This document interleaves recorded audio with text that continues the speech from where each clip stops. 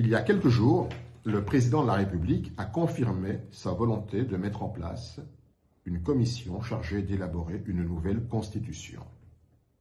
Il a affirmé que la loi fondamentale avait été élaborée à l'étranger par des étrangers et qu'elle ne répondait plus aux réalités congolaises.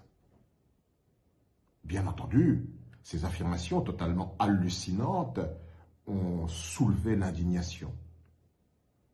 Le professeur Auguste Mampouya a rappelé le processus d'adoption de la Constitution, de son élaboration jusqu'à la tenue du référendum constitutionnel où 85% des Congolaises et des Congolais, à une majorité écrasante, ont dit oui à cette Constitution.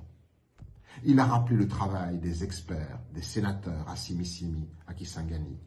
Il a rappelé la vulgarisation qui s'est faite à travers tout le pays, cette grande campagne de vulgarisation dans tous les villages par les sénateurs et par les députés. Il a rappelé effectivement qu'il y a eu une campagne référendaire. Donc, on a battu en brèche ce premier mensonge de dire que la Constitution sur laquelle Félix Tshisekedi a prêté serment devant Dieu d'en respecter toutes les dispositions était une œuvre étrangère. Un deuxième mensonge sur les réalités congolaises. Les réalités congolaises ont bel et bien été rencontrées dans cette Constitution, dont les fondements sont l'accord global et inclusif de 2002, signé en décembre 2002. Cet accord global et inclusif à Sun City qui a permis à la fois le retour de la paix dans le pays et la réunification de tout le pays. Les réalités congolaises d'il y a 20 ans. Le peuple souffrait déjà, sans eau, sans électricité, sans route, sans école, sans système de santé, sans emploi pour les jeunes. Ces réalités d'il y a 20 ans sont les mêmes réalités d'aujourd'hui. Et si nous devions parler gouvernance, il faut relire le préambule de la Constitution. Quels sont les objectifs de notre loi fondamentale? Le premier, c'est d'éviter les conflits. Si la Constitution était rigoureusement appliquée, il n'y aurait pas de guerre à l'Est. Le deuxième, c'est de garantir l'état de droit, la séparation des pouvoirs, l'indépendance de la justice. Le troisième, c'est d'assurer un fonctionnement harmonieux des institutions. Le quatrième, c'est de veiller à la bonne gouvernance. Veiller à ce que le budget voté par le Parlement soit exécuté par le gouvernement devant lequel il est responsable et que les ressources du pays soient mises à la disposition du plus grand nombre de nos compatriotes. La bonne gouvernance. Le cinquième, c'est de lutter contre l'impunité qui est si présente aujourd'hui.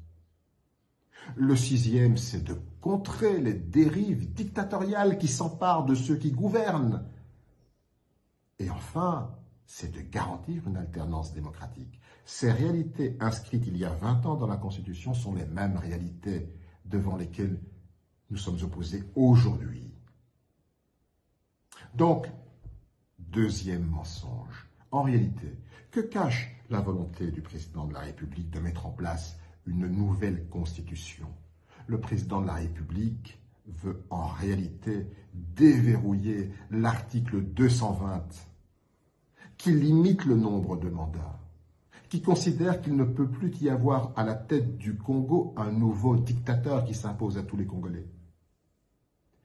Pire encore, contre le déverrouillage de l'article 220 il y a quelques années, Félix Tshisekedi, Moïse Katumbi, Martin Fayoulou, toute l'opposition, nous nous sommes levés.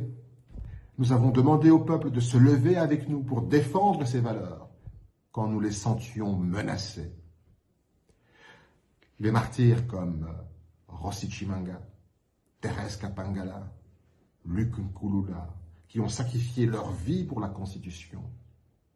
Que peut-on leur dire aujourd'hui? Nous changeons de Constitution comme on change de chemise au gré des caprices du prince?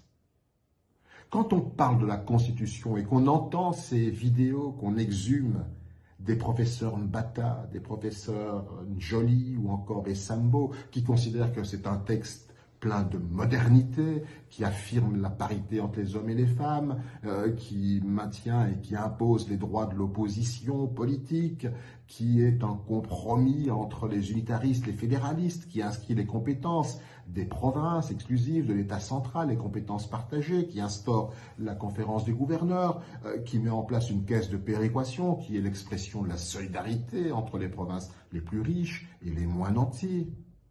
Tout cela, nous devrions déchirer cela pour les caprices d'un seul homme qui veut s'imposer contre la volonté de tout un peuple. Réveillons-nous.